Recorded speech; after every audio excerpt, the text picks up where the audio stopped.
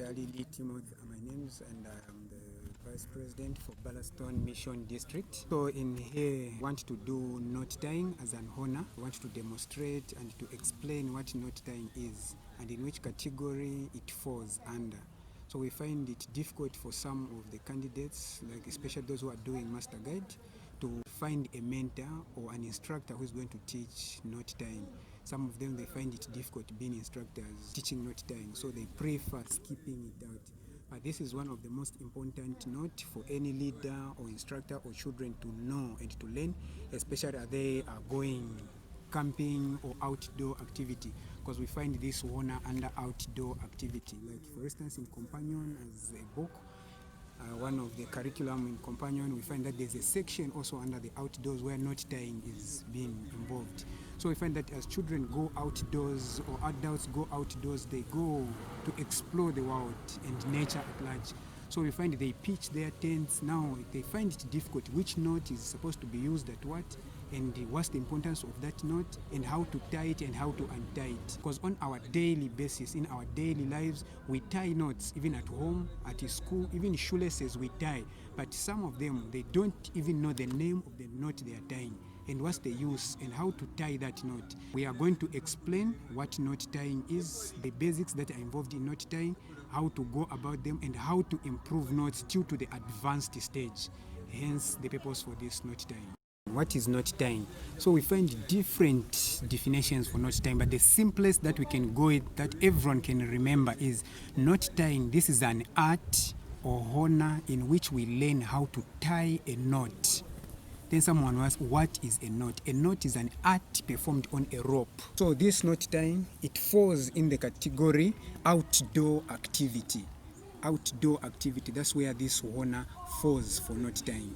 Basically, we have four types. We have what is known as Manila, then we have sisal, then we have nylon, then we have polypropylene.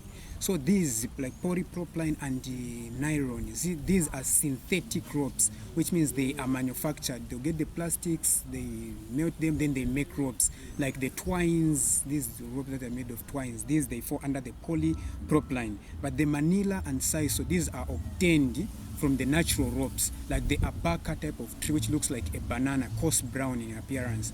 These are natural ropes. So these ropes, they are divided into two categories now, subdivided into two categories. We have natural and artificial ropes. With the natural and the artificial ropes. So when you have the ropes, there are technique now that you can do. Maybe you want to flay them out, then you start making ropes. So we have the what are known as the laid ropes. Then we have the bladed ropes, then we have splices, then we have the common whipping.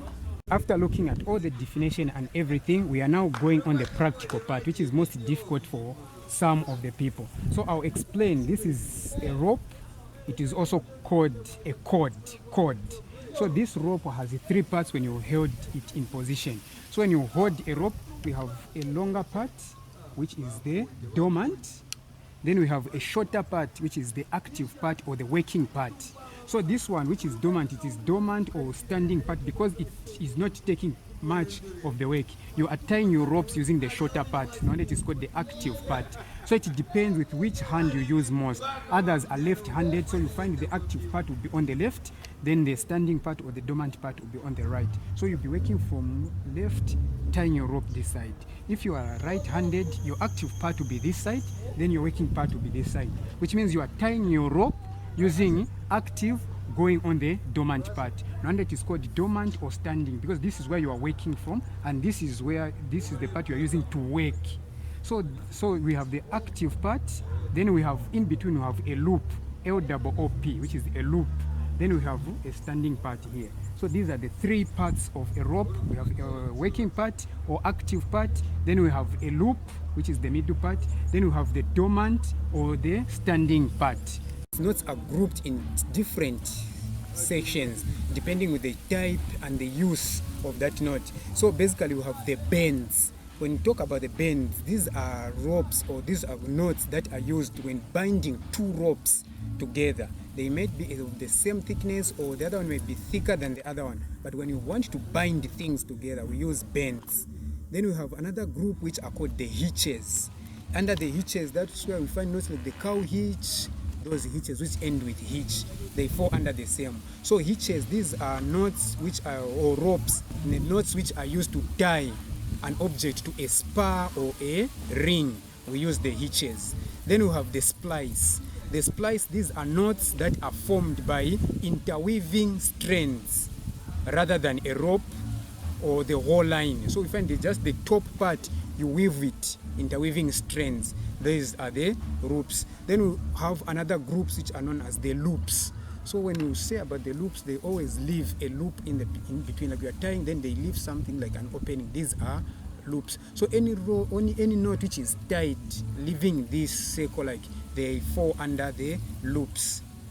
So after looking at those considerations, now we are going in the actual thing. So we said this is the active, this is the dormant part. So when you get active, it combines with a dormant like this. This is a bite. In other materials, you find it crossing like this. But the initial idea is when the active combines with the standing part, it is called a bite, where the two meet, forming a loop. So this is a bite, or like this is a bite. Then active, when it is on top of the standing, on top, so this is over, and it is called overhand. So this one goes here, it makes a bite. When it turns like this, it makes an overhand, because it is over the dormant part. Active over the dormant, making an overhand. When the active goes under the dormant part, under like this is underhand, like this, because the active has gone under the dormant like this, then coming like this, like that. So this is underhand. But when it passes on top, it is overhand. When it combines, it's a bite. Hence, these are the basic starter knots. Okay, so the next knot that we are going to demonstrate is called the slip knot, because it is slipping, and it is called slip knot. So slip knot, this is a knot which is very important, and most of us, we use it without knowing the name. Slip knot is the same knot which, like, I've used on the scarf. On the scarf, the knot which is here, it's slip knot because it is slipping like this. When I pull it, it is slipping like this. So this is a slip knot. So slip knot is used on the scarves, it is used on the necktie, it is also used for hitching an animal on a pole. We use the slip knot. So here I'm going to demonstrate the simplest way of tying a slip knot. You always form a bite like this, then overhand, a small overhand like this, an overhand. Then you get the rest of the rope, then you pass it under like this. Once it's over, can you pull this one and this one together? Then you get your rope like this. So once you put something, it is able to slip like this. Like when I put it in my neck, then it is able to slip like this. And it is called slip knot. Slip knot. So many, when they are asked, like on an investiture panel, what's the use of slip knot? Others, they say it's a killer knot, it is used for killing.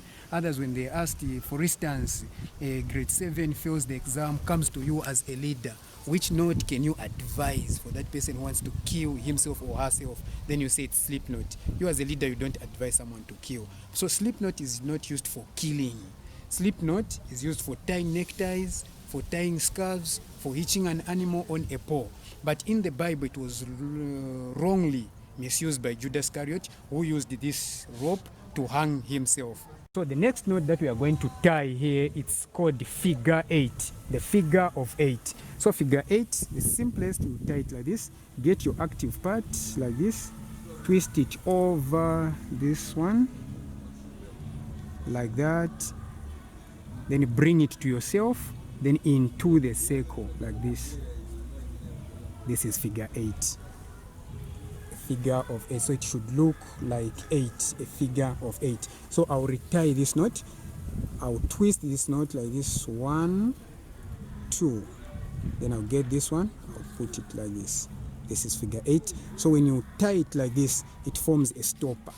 So when you find that your rope is slippery and you want to fetch water, like on the well, you find the rope is long, like we're using a twine, which is very slippery. So you tie this figure 8 on a rope, which will act as a stopper as you are fetching water. So these knots, they more fall under the category of rescue knots.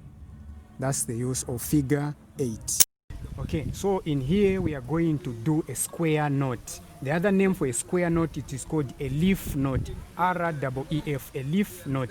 So when you hold your ropes in position, you have active, dormant, a loop. So you get active, which is right over left, then you pass it like underhand, overhand like this, then which means your active now is this side. Then you get active again over this one. This is a square knot. It should sag like this. This is a square knot. So uses of a square knot. A square knot is used for tying bandages in first aid. This is one of the common knots. This is used for tying bandages because it is easy to untie. So the granny's knot is similar to a square knot. So if you fail to tie a square knot, probably mistakenly you can tie the other knot. So a granny's knot is tied as a right over left, like that, making overhand, again left over right, like that. So it will look similar to a square, but the only thing is that it does not sag like this. It does not sag. That's a granny's knot. The knot that we are going to demonstrate is known as a bow line. Bow line. This, it falls under the category of the rescue knot. So it is used for rescuing people, animals. A bow line, you need to tie a bight like this. You make a bight on the standing part. You make a bight like this. This one combines with this one. This is the bight. Then you get your active. It should be over this bight, like this, like that. Then it comes into the circle like this, which is a loop.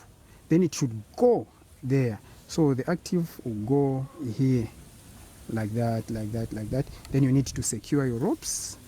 Secure by tying them nicely, like that, like that. You secure your knots. This is a bow line. No matter how much you can pull from this end, it cannot slip to close this loop. No wonder it is called a rescue knot, because it forms a rope whereby someone will be in here or an animal will be here, then you are pulling from the other end. This rope will not slip like the slip knot to hit on this part. That's how we tie a bow line. So when we've tied bow line, there's the other cases where someone is asked to tie a double bow line. This is just simple. So what we want to reinforce is the strength. So here, since we had tied like this, like that, to make a bow line, this is a bow line. Now when you are told to tie a double bow line, these need to be 2 here, making it double. So you only pass this line like this, 1, again 2, then into your circle, then out like that. Then you secure your ropes like that, like that, like that. If you look from an end, there are 2 here, like that. Secured rope like that. Yeah, there are 2, like this, 1, 2. Then this is your thing. Then no matter how much you pull from the other end like that, it cannot slip. It is being reinforced by these 2.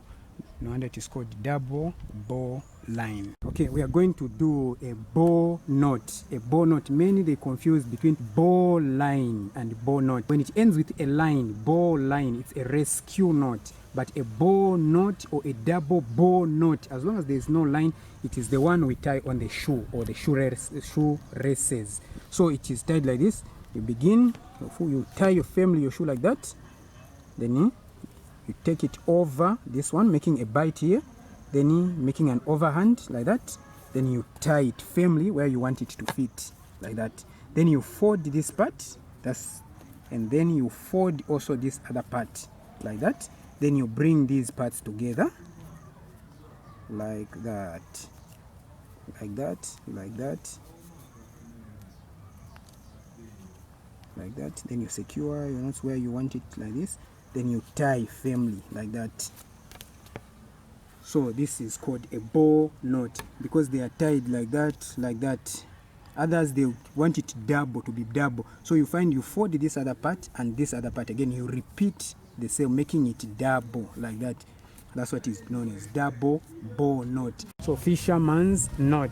So the fishermen mainly, they use these knots when tying things which are flesh or they are soft, like fish and other things. And this fisherman's knot is used when joining two ropes like this of same thickness like that. So we are just going to use this one as a demo, but use same thickness, but for the sake of visibility, so that we are able to see the knots we are going to use of different thickness. So you tie, you begin like this, you tie an overhand like that on the main rope. Then you get this one again on the opposite. Since we've tied this, so opposite of this one, you tie an overhand also on this one like that. So you get this end into this bight like that, then you tie it, then you get this one also into this like that, then you tie it like that, then you join them like that, like that, like that, like that. So here you've joined two ropes of different thickness. No matter how much you can pull from this other end or from this other end, this one is very strong like that. Okay, so we're tying the anchor bend. Anchor bend is similar to a taut line. What makes it different is that the anchor bend goes twice like that, then you secure again, making a half hitch. So it's more like double like that, making the rope to be stronger and preventing this rope from chafing or slipping out like that. So you tie it like this. This is your paw, especially those who are doing commando crawl. So you find the rope is tied, then it is tied to another paw. The more you are leaning on that rope, it is making it strength to hold more grips like that. So this is an anchor's bend. It anchors from the name, anchor bend. So you tie it like this, then you pull once more, one like that. So it becomes 1, 2. Then this one you open, so that this one will pass through the door, the standing part or the dormant like that, then into itself like this, passing under these two ropes like that. Then you pull with strength like that, forming a terminal or a termination like this. Then from this end you make a half hitch like the one you make on a taut line. You put it like this, then under itself like that. So when you look, it is similar to a taut line. You can also use it for tents if you want to pitch with strength, especially those who are doing commando crawl, whereby the rope will be used to tie there with strength like this, as you can see, with strength, so it will hold the grip. So these two and these two, it is called the anchor's bend. Okay, so carrick bend. Carrick bend is used when tying two ropes. You want to join two ropes, for probably the thick cables, like the heavy cables that cannot easily form, or they cannot be tied using other bends. So especially of the same thickness. Then in the those heavy cables, we use carrick bend. It is tied like that, like that. You make a bight, which is under like that. Then you get your ropes, which you want to join, like it's coming from this other end, like that. Then you pass it over the standing part into yourself like this. Then or under this one. So it's using a principle of over, then under, again over, again under, again it will go over. So we'll do it over this part, which goes like that. So over this one, then under this one, then we take it over this one like that, then under itself like that, then over that part like that. Then you just secure your ropes like that, like that, like that, like that. That's a carrick bend. So how you are going to know that you've formed a carrick bend? The walls will be able to demonstrate to you that this is a carrick bend. So it will have 7 walls. So 1, 2, 3, 4, 5, 6, and the middle one, which is 7. So this one here, 2, 3, which is 4, the middle one, which is 5, 6, 7. So this one, it will show that you have carrick, or you have tied a carrick bend like that, like that. If you want, you can secure these knots by using a tape. You tie like that, and here you tie like that. But if you don't have a tape, you can just pull easily to secure it firmly like that. Then you pull again like that. Then you turn it again, you pull like that, firm like that. So this one will show you that you've tied a carrick bend. Hence you've joined this rope and this rope together using a carrick bend. We are tying a cat's paw. So a cat's paw is tied like you twist here, making a bite, and here you twist, making a bite. Then you go once more like that.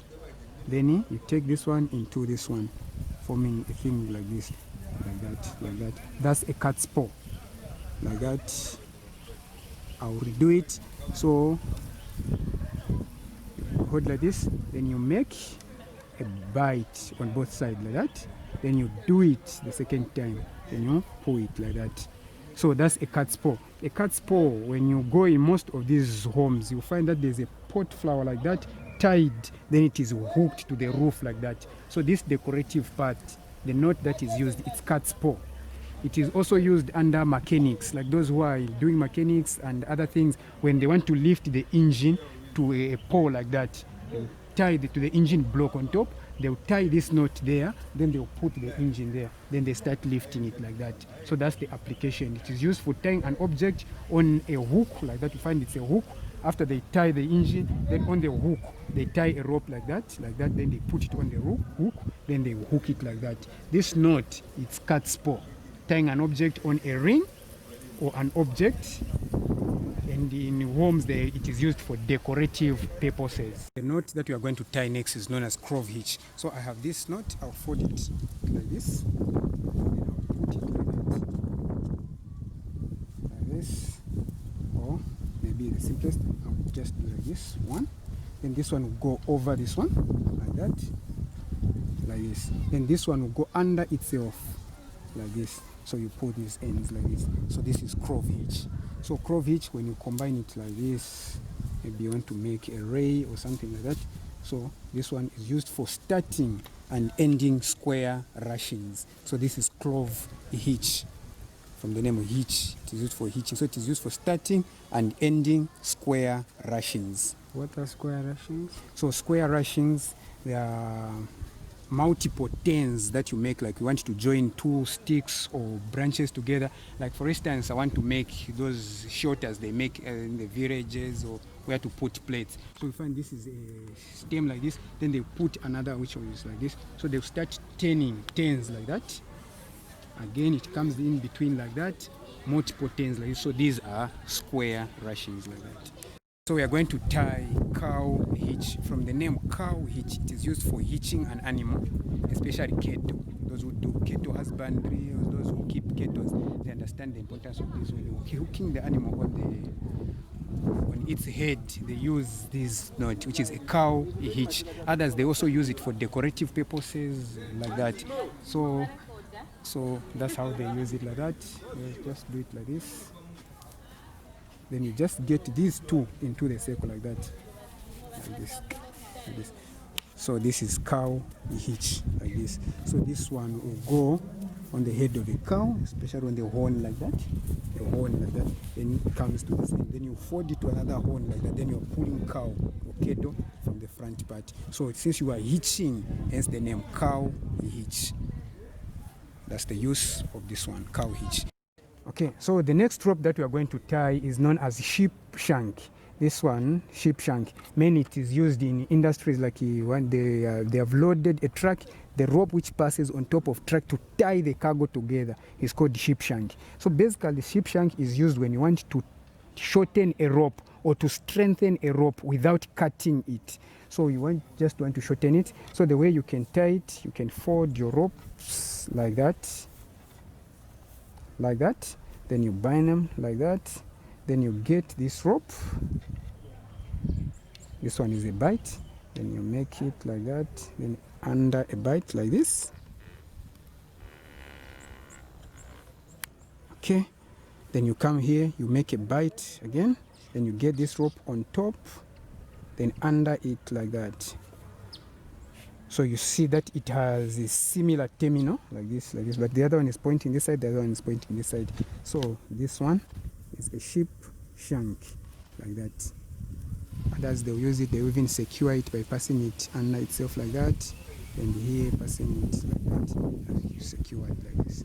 So this is a sheep shank. It is used for shortening and strengthening a weaker rope. The rope that we are going to tie is known as a sheet bend. So from the bends, you can hear the name bend, bend, bend. They are used to bind things together or join two things together. So a sheet bend basically is used to join two ropes of different thickness. You can see from here, this one is small, this one is big. So you make a bite on a bigger rope, then you get a small part, you take it in, then over this one, pass it under a bite like this, then under itself like that, like that, like that. Then you secure your rope. This one is called a sheet bend. The next knot that we are going to tie is known as taut line. So most people find it difficult whenever they are pitching a tent, the type of knot to use down there. So you find when it comes, it's windy, the tent, they're easy to fall. So we don't tie the correct knot. Once you put the correct knot and the correct peg on the ground, no matter the wind that may come, the tent cannot fall. So taut line is tied like this. So like that. So this other end you go to a tent like that. So this is the pin which goes down like that. So you always put this one on your pin like that. Then this one will come over the standing part. Then it goes under like that, the standing part. Then you tie it firmly. So this is the pin which hooks down there. Then with this one, you secure it by making a half hitch. So a half hitch is made by putting this one coming like that.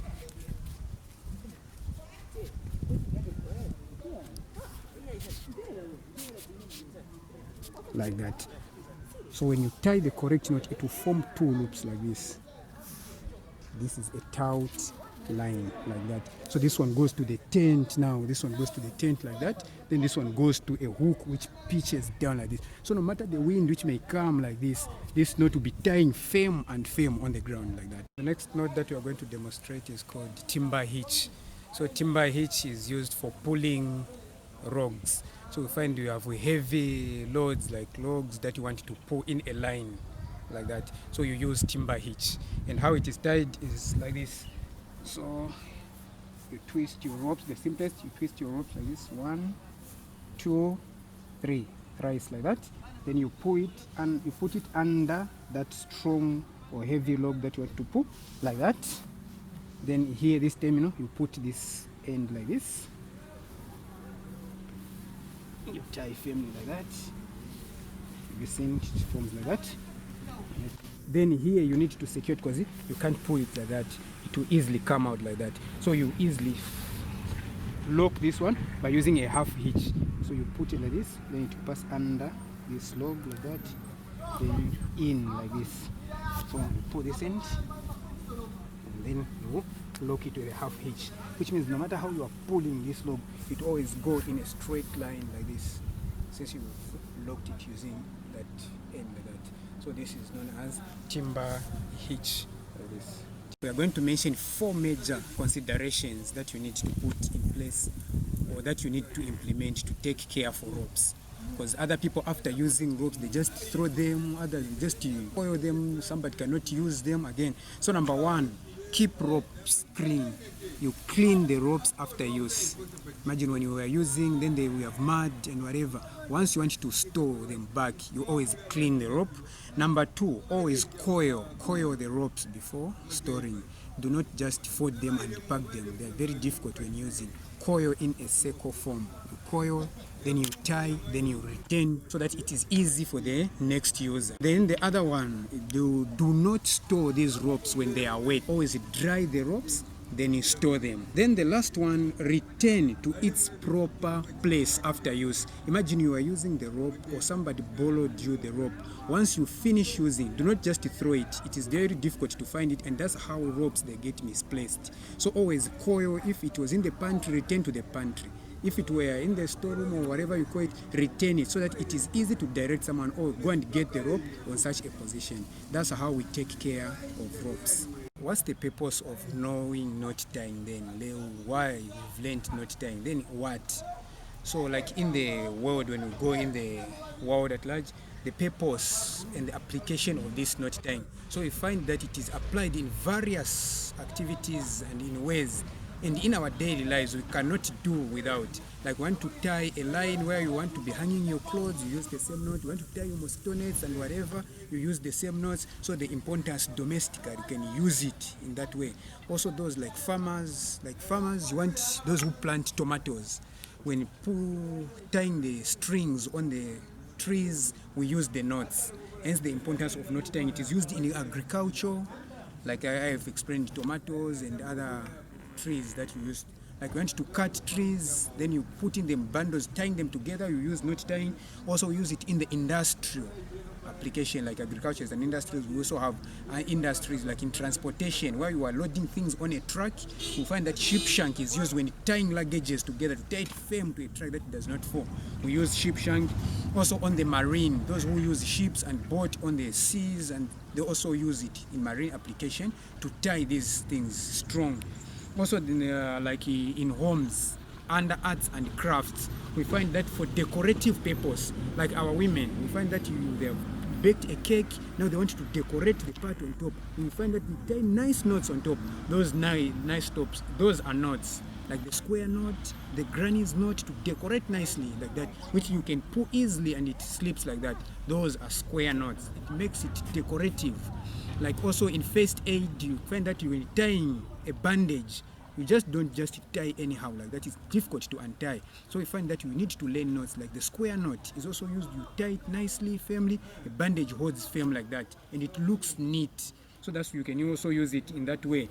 Decorative in the homes, you find the curtains are tied nicely. The curtains have been tied, like those on the weddings, the cars have been decorated nice. Those are knots which are tied, like the square knot, granny's knot. Those are the common ones which are tied. The curtains, the wrappers, the bandages, a district, a region, or whatever. Every one of us as leaders, we need to learn and we need to teach our children. It is very embarrassing to find that someone is grown to an age failing even to tie a necktie, which means it did not pass through Pathfinder or Adventure, where we teach these knots, because that's just a slip knot that you tie, a bow tie, a necktie.